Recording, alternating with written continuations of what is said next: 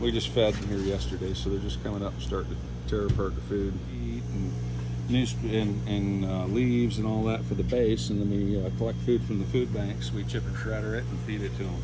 Nice. So we recycle the food from the food banks. I love this. Awesome. And then we don't put any soil in here, so all the dark material you're seeing is the castings that they're already making from eating the food. How do you separate the castings from this substrate? Can you? I do. I'll show you. Oh, awesome. Yeah, absolutely. It's out back. I can show you my. Oh, this is amazing. That's our jet harvester right here, and so we just wheel it in the back of the shop when we want to break down materials. And so you saw the big incubators. When it gets full of castings, then we shovel it all out and into a pile, let it dry down for a day or two, and then we run it through this cone in the front, and this spins. You know, this is like a trommel. This spins, and it's all electrified. The cast comes out through these chutes in the center here, and then the worms come down this end, and this end's flared because the worms are wet, and they'll stick to the flare a little bit. And so we have a diverter down here, and the worms stick and come out off to one side. So you set your diverter up to where the worms are coming off one side, the debris comes off the other, and we put little catchment bins down there and return them back to the incubator, put them back to work. That's totally great. And so that's our indoor operation. We got another operation out here too. This is spent mushroom compost. Yeah. From a mushroom farmer, and you can see my tractor's got a 30-horse chipper shredder on the back, and so we've been running these dried blocks through, and it's hot today.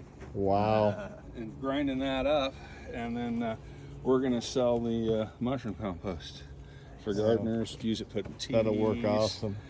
We actually feed it to our worms now. Yeah, and so the flies kind of like it too. They're excited about it. And then what you're looking at back there, those big piles out there. Yeah. Those are windrows with worms in them. Oh, that's totally awesome. And then the dark piles are pre-composted steer manure or horse manure that we use as cover material.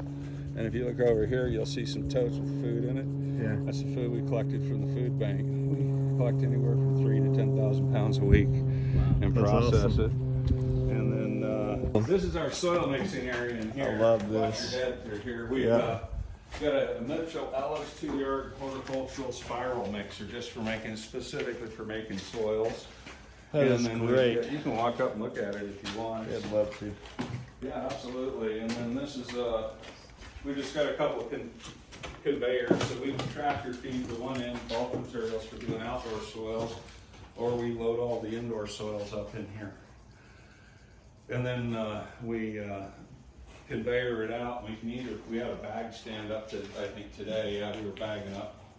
We bagged up 5 yards of ocean blend today. Take it from here and run it out to that cement mixer and pre-mix all the amendments so that we get an even blend. And then we load all the amendments into the big mixer and use the powders or all the nitrates and stuff that we're putting in and douse that over the top of that so we get a really good constant blend. That's awesome. I and love we have that. to bind it with a certain amount of water and all the rest. And then we have our own little garden and stuff. The recipes right here. I'm just gonna dive. Yeah, we have a whole bunch of different recipes. And how great. we scale it all out, and that's so basically a lot of what's in here in bags is in all these containers marked, and then we custom build formulas as well as we have our own. Totally. We have about 20 or 30 of our own formulas we build, and we build both indoors and outdoor soils for guys. So awesome. Everything from subcool right down to and then we also for the indoor guys we're using multiple different grades of perlite and pumice to get a drainage profile unlike most other soils.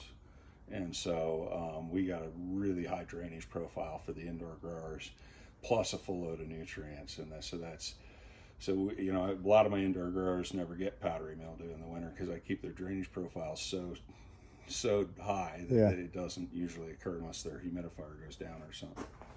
I'd be in heaven just working here, building soils. That's my deal. That's what I do. I sit down and work out. All these are my own formulas. I work down and work it out, and then we go through and we run it through testing companies and get it all worked out. Perlite. This rock will actually hold water like concrete does a little bit. So for an outdoor soil, it's much, much better. And it also has lots of little holes in it, as you can see. Totally. And so it's homes for microbes, for like mammoth pea and worm casting microbiology from the Mycosynesial slime. So this is called pumice. This is pumice, and it's a volcanic rock. We have different grades of it. This is 3/8 minus, and then we have a 3/8 to 1/2 inch and a 1/2 inch to 1 inch grade. And so you can get different sizes, just like you do with your perlite. Is that for porosity purposes mostly? Yes. Yeah. You got to have good porosity on an indoor. So I actually use a little bit of this. One of my secrets is I use a little bit of this on my indoor soils, along with the perlite. And it's way better than using sand or anything like that in your mixes. I don't use sand ever in a mix. I hate sand. It's terrible. It holds water really bad sometimes. It's a really good amendment for using for aeration purposes. It doesn't. And then it also when it gets wet, it's like concrete. It turns darker and it holds the water for a little longer. So in an outdoor soil, it'll time release the water a little bit longer, so you don't completely dry out. Pumice, I didn't catch that. So pumice, it holds water better than perlite. Yeah, doesn't perlite float. will shed. Perlite, I don't know if you've studied perlite much or not, but perlite sheds water at different rates. So the really, really fine perlite you see for seedling mixes, that perlite actually holds water 60% more than the XLP. They're really large grade perlite.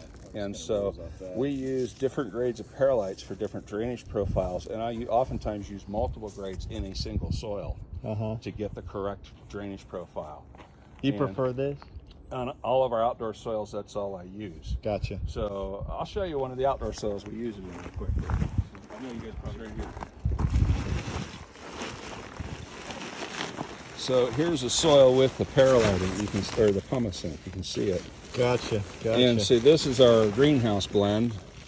And what this is specifically for is for people in greenhouses, like you say. But this is for the people that, you put your seedling mix in, right?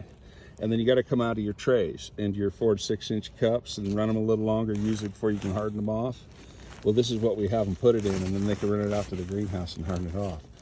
It's a third peat, a third pumice, and a third compost. Yeah. And then we nitrate it with a 444. So you can put anything from cannabis to cabbage in it. That's awesome. And it's a nice soil. The third Feels peat great. moss really makes it nice and soft. Yeah. So you can actually plant right into Totally. it too. It's a really nice soil for it. It's basically an outdoor potting soil. Is what it amounts The to. peat holds moisture pretty nicely too, doesn't it? It does. It's carbon. The peat will hold some. The compost holds the most, then the peat, and then the pumice is helping with aeration and drainage Gotcha.